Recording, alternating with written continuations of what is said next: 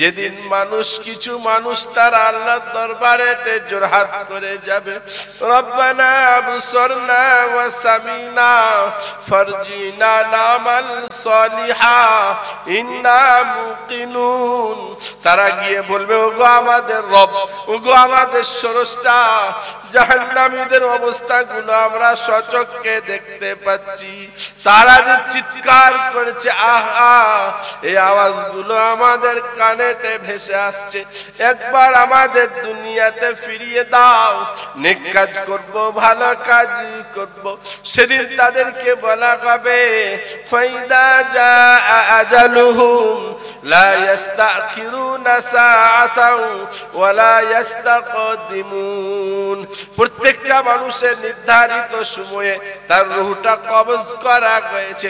তোমাকে 50-55 বছরের সময় দেওয়া হয়েছিল, তোমরা সেই সময়টা হাতছাড়া করেছিলে। আজকে আর সময় দেওয়া হবে না, সেদিন ধিক্কার জানানো হবে, তাদেরকে ধমকি হুমকি দেওয়া হবে। আল্লাহ বলছে সেই দিনটা এমন একটা দিন হবে। 18 পারা কিছু মানুষ তারা এসে কেঁদে কেঁদে বলবে, রব্বানা গলাবাত আলাইনা শিকওয়াতুনা ওয়া কুননা কওমান দাল্লিন রব্বানা আখরিজনা মিনহা ফাইন উদনা ফাইন্না যালিমুন ক্বালা ইখসাউ ফিহা ওয়া লা তুকাল্লিমুন। তারা গিয়ে বলবে, ওগো আমাদের রব, আমরা পথভ্রষ্ট ছিলাম, গুমরা ছিলাম, আমরা বুঝতে পারি নাই, সেই জন্য আমরা সেই দিন ভালো কাজগুলো করতে পারি নাই। একবার আমাদের সুযোগ দাও, ফিরিয়ে দাও, যদি এই অন্যায় কাজগুলো আমরা করে আসি, যত সাজা তুমি দেবে মাথা নত করে নিয়ে নেব। সেদিন তাদেরকে ধমকি দিয়ে বলা হবে, ইখসাউ ফিহা ওয়া লা তুকাল্লিমুন, চুপচাপ থাকো, আমার সাথে কথা বলতে পাবে না। যেদিন কথা বলার ছিল সেদিন কথা বলো নাই, আজকে হিসাব নিকাশ হবে ইনসাফের সাথে, আর কোনো কথাবার্তা আলোচনা হবে না। তো এই যে এই রকম দিনটা হবে, আল্লামা সাতবী বলছে, এত টেনশনের দিনে সেই তার আব্বা মাকে একটা আলাদা সিংহাসনে বসানো হবে। যত মানুষ সেদিকে যাতায়াত করবে, তারা বলবে, এরা কারা?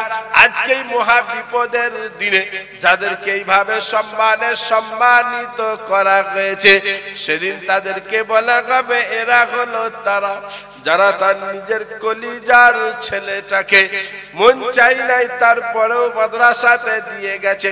বাড়িতে গিয়ে একদিন বিরিয়ানি করেছে, স্বামী স্ত্রী বিরিয়ানি এক দস্তরখানাতে নিয়ে যখন খেতে বসেছে, সর্বপ্রথম তার মায়ের চোখ দিয়ে পানি ঝরতে থাকে।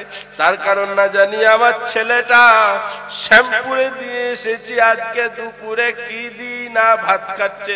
মা কাঁদতে কাঁদতে উঠে চলে যায়।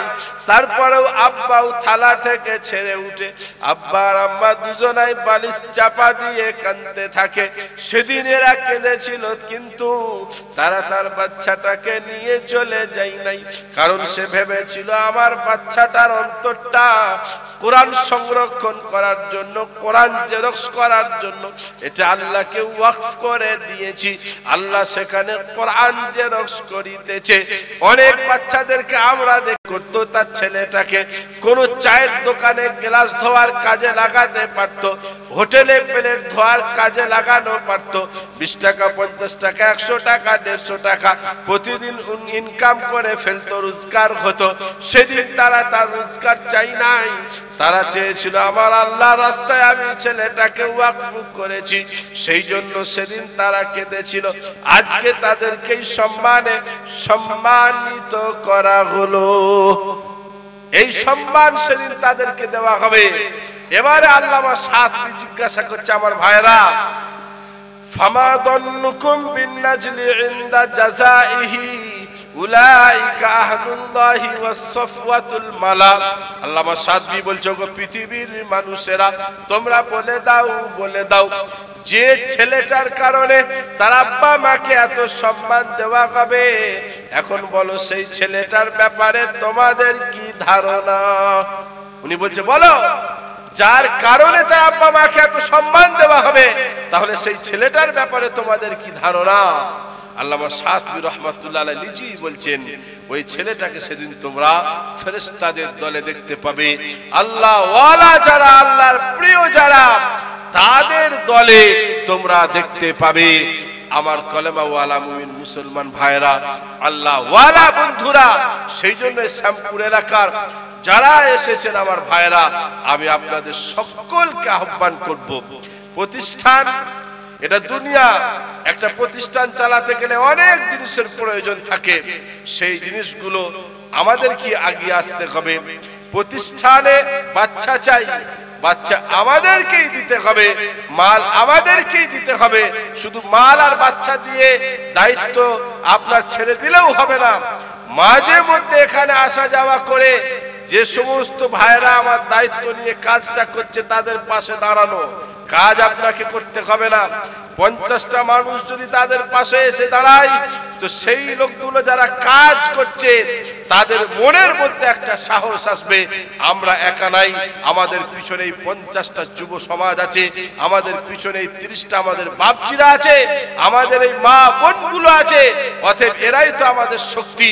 তারা আরো এনার্জি পাবে, কাজ আরো দ্রুত গতিতে চলবে। আমার ভাইরা, মাদ্রাসা থাকলে শিক্ষা যেখানে থাকবে, আল্লাহ কোরআনে বলেছে এই শিক্ষাকে এই জন্যই পাঠিয়েছিলাম, অন্ধকারকে দূরীভূত করার জন্য। যদি শিক্ষা না থাকে সেখানে কুসংস্কারে ভরে যাবে, যদি আলো না থাকে সেখানে অন্ধকারে ভরে যাবে, যদি শিক্ষা না থাকে দেখবেন সেখানে আপনার দ্বীনি চেতনা থাকবে না, মানুষ দিনের পর দিন ঈমান হারা হবে, নাস্তিক তৈরি হবে। আমার ঘরের ছেলেরা আল্লাহ বলে বিশ্বাস করবে না, জান্নাত জাহান্নামকে তারা বিশ্বাস করতে চাইবে না, মরে গেলে কবরে তাকে দেওয়া হবে এ কথা তারা বিশ্বাস করবে না, যে আবার আমাকে কবর থেকে তোলা হবে এ কথা তারা বিশ্বাস করবে না। যেগুলো আমরা দেখতে পাচ্ছি বাংলাদেশে বেশ কিছু নাস্তিক, তারা এমন উঠে পড়ে লেগেছে, তারা আবার একটা আপনার সোশ্যাল মিডিয়া কয়েকটা তারা চালাচ্ছে যে আমরা তো নাস্তিক হয়েছি, আর অনেককে আমরা এইভাবে নাস্তিক তৈরি করব। সেই জন্য আমার অভিভাবক অভিভাবিকা যারা আছেন তাদের সকলকে বলবো, বাচ্চাদেরকে মারধর করে নয়, গায়ে মাথায় হাত বুলিয়ে ভালোবেসে স্নেহ দিয়ে, হোক আমার ছেলেটা ডাক্তার, হোক মাস্টার, হোক ইঞ্জিনিয়ার, হোক ব্যারিস্টার, কিন্তু আমার ছেলেটা প্রাথমিক স্তরে সে যেন দ্বীনি শিক্ষা এমন ভাবে পায় যে তাকে তারপরে কোনো জায়গাতে গেলে তাকে যেন ঈমান থেকে কেউ টলাতে না পারে। তা না হলে কি হবে দেখেন, আপনার এলাকায় কি হচ্ছে আমি জানি না, আমি বর্ধমানের লোক, আমার এলাকাতেও হচ্ছে বিভিন্ন জায়গায়। এই যে এখন শীতকাল মৌসুমে মেলা আর মেলা, মেলা আর মেলা, এবং এই যে 4 দিন 5 দিন 6 দিন 7 দিন করে প্রোগ্রাম চলছে, এগুলো আমরা দেখছি 60% 70% ছেলে মুসলিম ঘরের ছেলে, তাদের নেতৃত্বে এইগুলো হচ্ছে। এবং সেখানে এক একদিন এক একজন গায়ক, তারপরে দিন আরেকজন গায়িকা, আরেকজন নায়ক নায়িকা, তাদেরকে ভাড়া করে আনা হচ্ছে। এবং যাদেরকে আনা হচ্ছে তারাও দেখছি মোবাইল আবার ফেসবুকে দিচ্ছে, আমি অমুক তারিখে অমুক জায়গায় আসছি, আপনারা সবাই আসবেন। তার মানে আমি তো জাহান্নামে যাব, তোমাদেরকে নিয়ে যাব, বুঝতে পারছেন না? তো এই প্রোগ্রামগুলো চলছে। এবার এইগুলো আপনি কখন জানতে পারবেন বলেন? মুসলমানের ছেলেরা এইগুলো তাদের নেতৃত্বে হচ্ছে। এখন এর ইতিহাস তো আমরা জানি না, আমরা কোরআন পড়ি না, তাহলে এলাকায় যখন কোরআনের ফ্যাক্টরি থাকবে, কোরআনের শিক্ষাঙ্গন থাকবে, আপনারা সেখানে সেগুলো শিখতে পারবেন, সেগুলো আপনারা জানতে পারবেন। কি যে আসলে এই প্রোগ্রামগুলো শুরু করা হয়েছিল কারণটা কি? এই যে এত বারবারন্ত আজকে 5-10 বছরে দেখছি আমরা, এতটা আগেও হতো না। তো এর বারবারন্ত এত, এগুলো শুরু করা হয়েছিল কখন? কোরআনুল কারীমে 21 পারায় আছে, وَمِنَ النَّاسِ مَن يَشْتَرِي لَهْوَ الْحَدِيثِ لِيُضِلَّ عَن سَبِيلِ اللَّهِ بِغَيْرِ عِلْمٍ وَيَتَّخِذَهَا هُزُوًا أُولَئِكَ لَهُمْ عَذَابٌ مُهِينٌ। আল্লাহ আল্লাহ বলছে মানুষদের মধ্য থেকে কিছু এমন মানুষ তারা তৈরি হবে, এই মানুষ যারা তৈরি হলো তাদের কাজটা কি হবে? লাহওয়াল হাদিস মানে ফালতু কথাবার্তা, ওয়াসার বাক্য তারা ক্রয় করে আনবে, এগুলো তারা কিনবে। এই কেনার পিছনে তাদের কারণটা কি থাকবে? আল্লাহর কোরআন বলছে তারা কিনবে মানুষদেরকে বিভ্রান্ত করার জন্য, পথভ্রষ্ট করার জন্য, আল্লাহর রাস্তা থেকে তাদেরকে সরিয়ে নিয়ে যাওয়ার জন্য।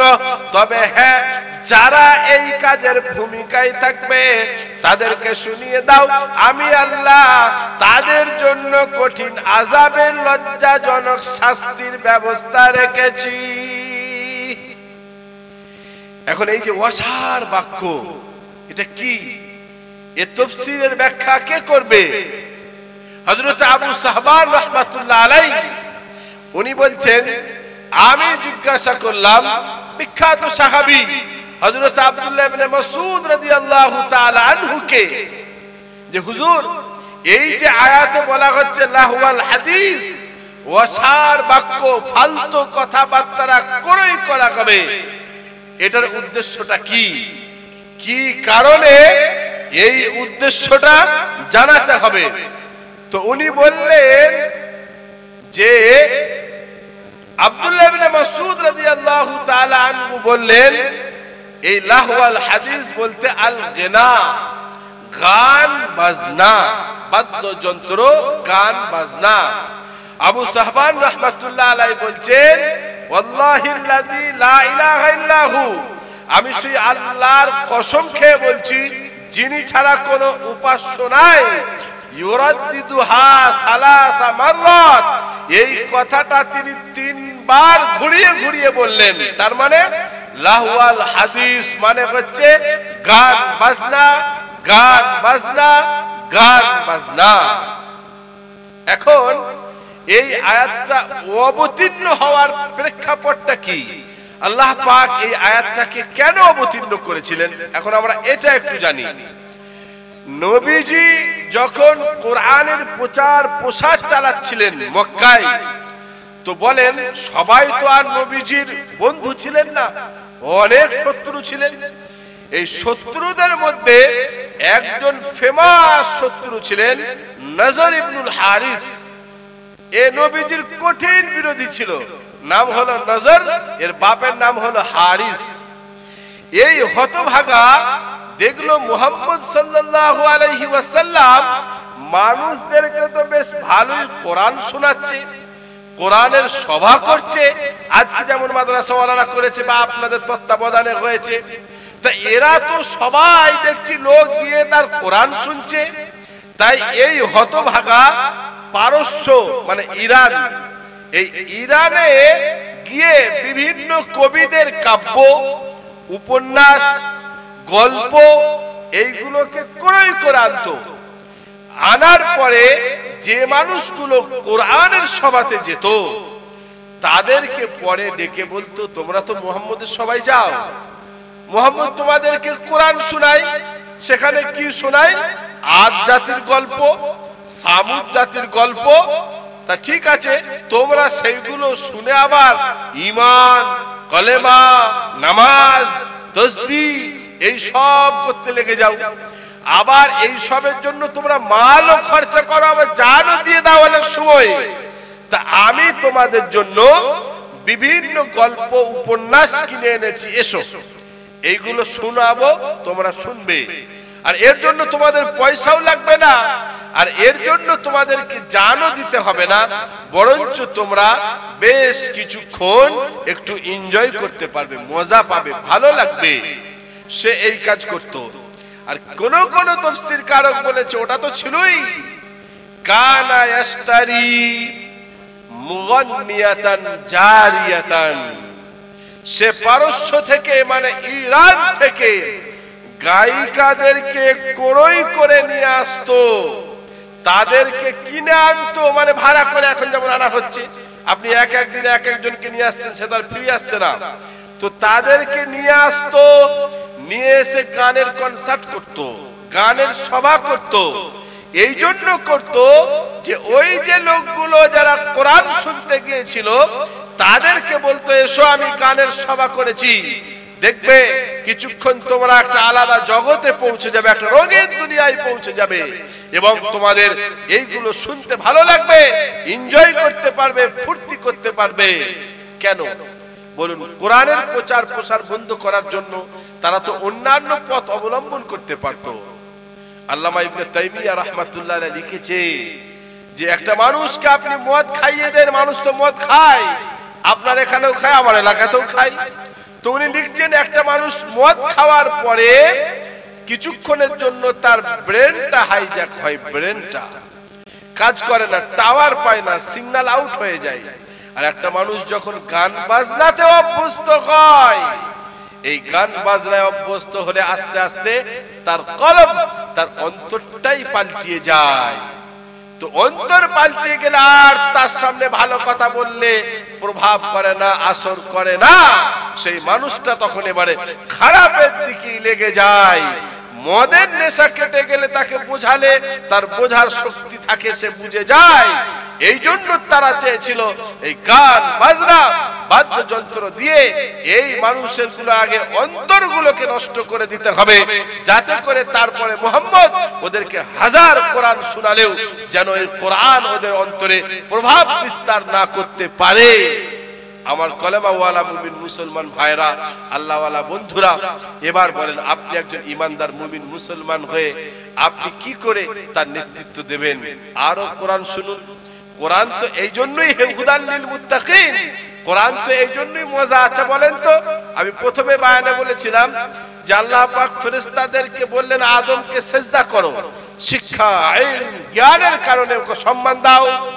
এখন একজন দিল না, সে ছিল ইবলিস, শয়তান, তাকে বিতাড়িত হতে হলো। এই যখন বিতাড়িত হয়ে যাচ্ছে, অনেক ইবাদত করেছে, অনেক কাজ করেছে। আল্লাহ এর জন্যই তো আমার এই অবস্থা, আপনি আমাকে এই ক্ষমতা দেন, কিয়ামত পর্যন্ত আমাকে হায়াত দেন। বলে আচ্ছা, আর এর বাচ্চাদেরকে আমি যেন 12টা বাজাতে পারি, এর বাচ্চাদেরকে আমি যেন জাহান্নামে নিয়ে যাওয়ার কাজ করাতে পারি। বলে তোমাকে সেটাও দেওয়া হলো, যাও। তবে শোনো, আমি এটা ঘোষণা করব, তোমার রাস্তায় যারা চলবে তাদের জন্য কঠিন শাস্তির ব্যবস্থা আমি রাখবো। আল্লাহ পাক এইখানে আরেকটা কথা বলেছিলেন কোরআন শরীফের 15 পারায়, ওয়াইদ কুল্লা লিল মালাইকাতি ইসজুদু লিআদাম ফাসাজাদু ইল্লা ইবলিস ক্বালা আ'আসজুদু লিমান খালাকতা তিনা ক্বালা আরাআইতাকা হাদাল্লাযী কাররামতা আলাইহি لئن أخرتني إلى يوم القيامة لأحتنكن ذريته إلا قليلا قال اذهب فمن تبعك منهم فإن جهنم جزاؤكم جزاء موفورا واستفزز من استطعت منهم بصوتك। শেষকাল আল্লাহ বলছে, যা যা যা, তোকে আমি ক্ষমতা দিলাম, তুই যদি পারিস তো তুই তোর আওয়াজের দ্বারাই আদমের সন্তানদেরকে জাহান্নামের রাস্তার দিকে নিয়ে যা। এখন জিজ্ঞাসা করা হলো, শয়তানের আওয়াজ বলতে কি? উলামায়ে কেরাম বলছে শয়তানের আওয়াজ বলতে কুল্লু দাঈন ইয়াদউ ইলা মাসিয়াতিল্লাহ, প্রত্যেকটা ওই আহ্বান যেটাই আল্লাহর নাফরমানির দিকে করা হয় ওটাই হচ্ছে শয়তানের আওয়াজ, ওইটাই হলো শয়তানের আহ্বান। এখন হযরত আব্দুল্লাহ ইবনে আব্বাস রাদিয়াল্লাহু তাআলা আনহুমা, যিনি ছাত্র মুজাহিদ রাহমাতুল্লাহ আলাইহিকে জিজ্ঞাসা করা হলো শয়তানের আওয়াজ বলতে কি? মুজাহিদ রাহমাতুল্লাহ আলাইহি বলছে, যদিও প্রত্যেকটা ওই কাজ যেটা আল্লাহর নাফরমানির দিকে ডাক দেওয়া হয় সেটাই শয়তানের আওয়াজ, কিন্তু এখানে বিশেষ করে শয়তানের আওয়াজ বলতে গান বাজনাকে বোঝানো হয়েছে। এইজন্য বিশ্বনবী অন্য জায়গায় বলেছে গান বাজনা হচ্ছে শয়তানের কাজ, এটা কোনো মুমিন মুসলমানের কাজ হতে পারে না। সেজন্য আমার কলমাওয়ালা মুমিন মুসলমান ভাইরা, আল্লাহওয়ালা বন্ধুরা, যখন আপনি কোরআন পড়বেন তখন এই সমস্ত জিনিসগুলো আপনার সামনে আসবে। আপনি নিজেকে গুনাহ থেকে বাঁচাতে পারবেন, আপনি নিজেকে আল্লাহর সঠিক রাস্তায় চালাবার জন্য আপনি কাজ করতে পারবেন। আমার ভাইরা, কোরআনুল কারীম এই জন্য আমাদের ঘরে ঘরে, এই জন্য আমাদের মসজিদে মসজিদে, এই জন্য আমাদের পাড়ায় পাড়ায় প্রয়োজন।